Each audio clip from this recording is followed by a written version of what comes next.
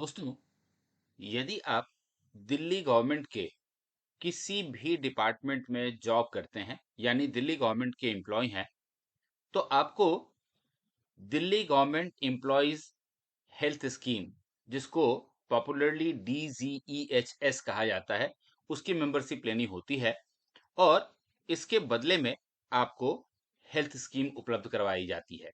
यानी यदि आप या आपके परिवार का कोई सदस्य बीमार पड़ता है, तो आपको हेल्थ की फैसिलिटी DGHS के थ्रू मिलती है। लेकिन सवाल यह है कि क्या आपको पता है कि DGEHS के अंतर्गत आपको कितने तरह की फैसिलिटीज मिलती हैं? या क्या आपको पता है कि DGEHS के अंतर्गत आपके परिवार के कौन-कौन से सदस्य इसका फायदा उठा सकते हैं? इन जनरल हमें ये तो पता होता है कि हस्बैंड, वाइफ, उनके बच्चे या उनके माता-पिता, इनको ये बेनिफिट मिलेगी। लेकिन ऐसी बात है नहीं। इसके अलावा भी आपके परिवार के बहुत सारे सदस्य हो सकते हैं जिनको इसकी फैसिलिटी मिलती है। साथ में इसके क्या-क्या फीचर्स हैं, इन सब चीजों को आज हम समझने की कोशिश करेंगे, ताकि यदि आप रिम्बर्समेंट करवाते हैं DGHS के फैसिलिटी लेने के बाद, तो उसमें आपको कहीं फिर दिक्कत नहीं आनी चाहिए। तो इन चीजों को समझने के लिए इस वीडियो को शुरू से अंत तक देखिए और अच्छी तरह से इसके सारे फीचर्स को समझ लीजिए। और इसके लिए बहुत जरूरी है कि आप इस चैनल को सब्सक्राइब कर लीजिए, बेल बटन जरूर दबा दीजिए, ताकि आगे आने वाले वीडियोस आपको नोटिफिकेशन के माध्यम से पता चलते रहेंगे और आप उनको देख पाएंगे। साथ ही इसके पहले भी हमने सरकारी कर्मचारियों के बेनिफिट और उनके वेलफेयर से संबंधित बहुत सारे वीडियोस डाले हैं, आप उनको भी देख सकते हैं। चलिए सीधे शुरू करते हैं कि DGEHS के जो मेंबर होते हैं, उनको किस तरह की फैसिलिटीज मिलती हैं। देखिए, सबसे पहली बात तो ये कही गई है, अगर हम इसके फीचर्स की बात करें, तो all government hospitals, dispensaries under Delhi government, it's autonomous bodies, या फिर जो इम्पैनल्ड प्राइवेट हॉस्पिटल्स हैं, ये सारे के सारे आपको DGEHS के अंतर्गत हेल्थ फैसिलिटीज प्रोवाइड कराएंगे। एक खास बात ये है जो यहाँ लिखी गई है, ये देखिए, these private hospitals oblique diagnostic centers are also envisaged to provide cashless facility in case of medical emergency to the beneficiaries. कई बार मेडिकल इमरजेंसी की कंडीशन होती है, तो उस स्थिति में आपको इन प्राइवेट हॉस्पिटल्स में या फिर डायग्नोस्टिक सेंटर्स पे कैशलेस फैसिलिटी भी मिल सकती है। इसके साथ ही देखिए, DGEHS के जो बेनिफिशियरीज हैं, उनको दिल्ली सरकार के जो हॉस्पिटल्स हैं, वहां तो इलाज मिलता ही है। इम्पैनल्ड हॉस्पिटल जो है वहां भी इलाज मिलता ही है। लेकिन इसके साथ साथ यहाँ आप देख सकते हैं, एम्स में आप इलाज करा सकते हैं। और इसके साथ ही दिल्ली गवर्नमेंट के अंदर जो ऑटोनोमस हॉस्पिटल्स हैं, जैसे ILBS है, DSCI है, या फिर इहबास है, या फिर Maulana Azad institute of dental sciences है, तो यहाँ भी आप इलाज करवा सकते हैं, अपना भी और अपने परिवार का भी। और इसके लिए नो प्रायर परमिशन या approval is necessary from concerned authorised medical attendant. In hospitals में अगर आप इलाज कराना चाहते हैं, तो डायरेक्ट आप इलाज करवा सकते हैं, आपको कहीं से भी किसी तरह का परमिशन या अप्रूवल की आवश्यकता नहीं होती। अब मैं आपको एक इंपॉर्टेंट बात बताऊं ट्रीटमेंट फैसिलिटीज के बारे में, कि cashless facility for all beneficiaries during emergency in empanelled private hospitals and for pensioners, cashless facility is available in the case of non emergent conditions. अगर आप पेंशनर हैं, तो आपकी कैशलेस फैसिलिटी ऐसी ही है। यदि आप जॉब में हैं और कोई इमरजेंसी की सिचुएशन पैदा हो जाती है, तो उस कंडीशन में आपका जो इम्पैनल्ड हॉस्पिटल है, वो आपको कैशलेस फैसिलिटी प्रोवाइड कराने के लिए बाध्य है। और इसके लिए एक ऑफिस मेमोरेंडम है 25/10/2007 का, इसको आप रेफर कर सकते हैं। अब देखते हैं कि ट्रीटमेंट किन किन चीजों के हो सकती है जो हम ले सकते हैं। तो देखिए, एक बात तो ये कि इसको बहुत ध्यान से देखिएगा कि in emergent condition beneficiary can go to any of the government private empanelled institution near to residence और place of illness directly without being formally referred by AMA. यदि आपकी इमरजेंसी की कंडीशन है तो आपके घर के पास जो भी गवर्नमेंट या प्राइवेट इम्पैनल्ड हॉस्पिटल हो वहां पर में आप जा सकते हैं डायरेक्ट। कई बार ऐसा भी होता है कि जहां आप रहते हैं वहां कोई इम्पैनल्ड हॉस्पिटल नहीं है, तो उसके लिए क्या किया जाए? उसके लिए बात पॉइंट नंबर 2 में कही गई है। देखिए कि treatment in private hospital not empanelled under the scheme near the place of illness और trauma in medically emergent conditions will also be admissible subject to ceiling DGEHS rates applicable as per entitlement। यदि कोई private hospital आपके घर के आसपास है जो empanelled तो नहीं है, लेकिन अगर आपके पास ऐसी कोई इमरजेंसी सिचुएशन हो जाती है कि आपको अपने नियर एंड डियर को इस हॉस्पिटल में ले जाना पड़ता है, तब भी उनको इलाज मिलेगा और आपको रिम्बर्समेंट भी मिलेगा। बस ध्यान रखने वाली बात ये होगी कि सीजीएचएस रेट्स की जो सीलिंग है उसी के ऊपर आपको पैसा मिलेगा। यदि ज्यादा खर्च हुआ है उससे तो वो आपको वापस नहीं मिलेगा। और ये देखिए cashless treatment facility as per entitlement in empanelled private hospital diagnostic centres in Delhi is available to serving employees and pensioners in emergent conditions. Normal situation में तो नहीं, बट अगर इमरजेंसी कंडीशन है तो आपको कैशलेस फैसिलिटी भी अवेलेबल है। इस बात को अच्छी तरह से समझ लें।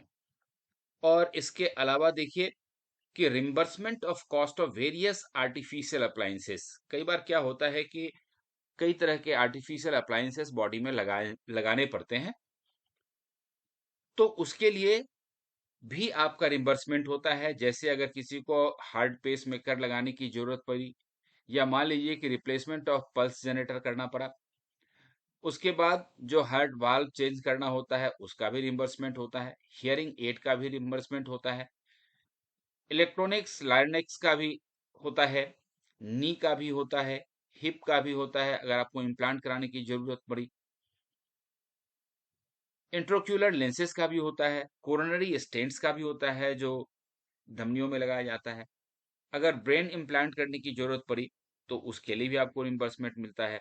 सो कहने का अर्थ ये है कि हर तरह की फैसिलिटी आपके पास उपलब्ध है और इन सब के लिए भारी से भारी इलाज के लिए भी आपको रिम्बर्समेंट मिलता है। यहाँ तक कि रिम्बर्समेंट ऑफ एम्बुलेंस चार्जेस भी है। आपको एम्बुलेंस चार्ज भी रिम्बर्स किया जाएगा यदि आपको एम्बुलेंस की सर्विसेज लेनी पड़ी है तो। और फिजियोथेरापी के लिए, ऑक्यूपेशनल थेरापी के लिए और इवन स्पीच थेरापी के लिए भी आपको रिम्बर्समेंट मिलता है। अब बात करते हैं मेडिकल एडवांस की, कि यदि कई बार ऐसी बीमारियां होती हैं जब लोगों को बहुत अधिक पैसों की आवश्यकता पड़ती है, तो उस कंडीशन में क्या होगा? तो head of the Department of Delhi government are competent to sanction medical advance to the extent of 90% of the estimated cost of treatment for major serious illness in accordance with provision of CSMA Rule 1944। यदि कोई बहुत बड़ा cost involve है तो उस condition में जो भी कॉस्ट टोटल बनता है उसका 90% तक आपको मेडिकल एडवांस मिल सकता है। ये बहुत इंपॉर्टेंट है आपके लिए समझना, क्योंकि ये हमारे लिए बहुत ही बेनिफिशियल है। और इसके अलावा देखिए, यदि आप testing of eyesight eyesight test कराना चाहते हैं for glasses at recognised hospital by specialist, तो उस कंडीशन में कहा जा रहा है कि government servants may have their eyesight tested for glasses at a government recognised hospital once in every 3 year. 3 साल में एक बार अपना आई चेकअप भी आप करवा सकते हैं और उसके लिए भी आपको रिम्बर्समेंट मिलेगा। और एक समस्या आती है डेंटल वालों के लिए, तो उसके बारे में कहा गया है कि ये देखिए extraction, scaling, gum treatment, filling of tooth, root canal, ये सब रिम्बर्समेंट ऑफ कंप्लीट डेंचर, इन सब चीजों के लिए आप यदि डेंटल फैसिलिटी का उपयोग आप करते हैं तो इन चीजों के लिए आपको रिम्बर्समेंट मिल जाएगा। अब एलिजिबिलिटी की बात करते हैं तो देखिए एलिजिबिलिटी के लिए तो गवर्नमेंट सर्वेंट जो भी है जो दिल्ली गवर्नमेंट के अंदर काम करता है या जो रिटायर्ड एम्प्लॉय है वो दोनों ही एलिजिबल है। लेकिन आपको ये भी जान लेना चाहिए कि हमारे जो फैमिली पेंशनर्स होते हैं वो भी डीजीएचएस के मेंबर बन सकते हैं। और अब ये जो स्कीम है डीजीएचएस की इसको ओपन एंडेड बना दिया गया है। यदि कोई भी पेंशनर जब रिटायर हुआ था तब उन्होंने अगर इसकी फैसिलिटी नहीं ली थी तो अब वो इसकी फैसिलिटी ले सकते हैं और अपना कार्ड बनवा सकते हैं। इसीलिए इसको ओपन एंडेड कहा गया है। और एक बहुत महत्वपूर्ण बात अब मैं आपके साथ करता हूं जो मैंने आपको पहले बताई थी कि जनरली फैमिली का मतलब क्या होता है। यदि हम फैमिली का ट्रीटमेंट करवाना चाहते हैं तो फैमिली में कौन कौन लोग इंक्लूड हो सकते हैं ये देखिए। हस्बैंड और वाइफ दोनों में से कोई या दोनों भी। उसके बाद wholly dependent minor children, unmarried son up to 25 years, जो आप पर पूरी तरह से इंडिपेंडेंट बच्चे हैं या फिर माइनर चिल्ड्रन भी हैं। और यदि आपका बालक आपका लड़का अनमैरिड है और 25 साल की उम्र तक का है तो उसको ये फैसिलिटी मिलेगी। साथ ही unmarried daughter and widowed daughters also not their children, no age limit. Unmarried daughter को भी फैसिलिटी मिलती है इसकी। और यदि किसी की बच्ची किसी की बेटी शादी के बाद विडो हो गई है विधवा हो गई है तो तब भी उसको ये फैसिलिटी अपने फादर की तरफ से मिलती रहेगी। हाँ, ये जरूर है कि अगर किसी की बच्ची विधवा हो गई है तो उसके बच्चों को ये फैसिलिटी नहीं मिलेगी और इसके लिए कोई एज लिमिट भी नहीं है। ये बहुत इंपॉर्टेंट है हमारे समझने के लिए। आपकी सिस्टर भी डीजीएचएस के अंदर फैसिलिटी लेने के लिए योग्य है यदि वो अनमैरिड है या फिर वो विडोड है। अब अगेन अगर किसी की सिस्टर या तो अनमैरिड है और उसके ऊपर डिपेंडेंट है या फिर विडोड है तो उस कंडीशन में भी उनको डीजीएचएस की फैसिलिटी मिलेगी और इसके लिए कोई एज लिमिट तय नहीं की गई है। आपका भाई भी डीजीईएचएस के अंतर्गत इलाज करवाने के लिए एलिजिबल है। शर्त यह है कि उसे माइनर होना चाहिए यानी कि 18 साल से कम उम्र का होना चाहिए। यदि आपका स्टेप चिल्ड्रन है यानी कि सौतेला बच्चा है या आपके सौतेले पेरेंट्स हैं माता पिता हैं तो वो भी एलिजिबल हैं। और इसके साथ साथ आपके ग्रैंड पेरेंट्स, आपका grand children, daughter in law यानी कि बहू, ये सब not eligible as dependent under the scheme under any circumstances। इस चीज का ध्यान में रखिएगा। ग्रैंड पेरेंट, ग्रैंड चिल्ड्रन या बहू ये सब एलिजिबल नहीं है। 1 नंबर से 6 नंबर तक सभी लोग एलिजिबल हैं। ये बहुत ही खास बात है। और इसके लिए ये देखिए यहाँ पर में एक ओएम है 9/1/2012 का एक ऑफिस मेमोरेंडम है डिजिटल इन्फॉर्मेशन बुकलेट का। इसको आप पढ़ सकते हैं, इसमें ये सारी जानकारी दी गई है। इसके साथ ही देखिए government employees which are getting fixed medical allowance have to opt either for membership of DGEHS by surrendering the fixed medical allowance और they can opt for mixed medical allowance. कहने का मतलब यदि कोई भी एम्प्लॉय डीजीईएचएस की फैसिलिटी नहीं लेना चाहते तो वो अलाउड हैं इस चीज के लिए। उसके बदले में उनको हर महीने फिक्स्ड मेडिकल अलाउंस मिलता रहेगा लेकिन डुअल बेनिफिट नहीं मिलेगा, ये ध्यान रखें। और in case of retired employee is getting FMA that is fixed medical allowance, जो रिटायर्ड हैं उनको फिक्स्ड मेडिकल अलाउंस मिलता रहा है अब तक लेकिन वो चाहते हैं कि वो डीजीएचएस के मेंबर बने तो फिक्स्ड मेडिकल अलाउंस उनको छोड़ना होगा और उसको स्टॉप करने के बाद फिर से वो अपना कार्ड बनवा सकते हैं। अब आप देख लीजिए सब्सक्रिप्शन का जो केस है। यदि सेवेंथ सेंट्रल पे कमीशन के हिसाब से आप लेवल 1 से 5 तक में सैलरी पाते हैं तो पर मंथ आपका सब्सक्रिप्शन 250 रुपीज का होगा।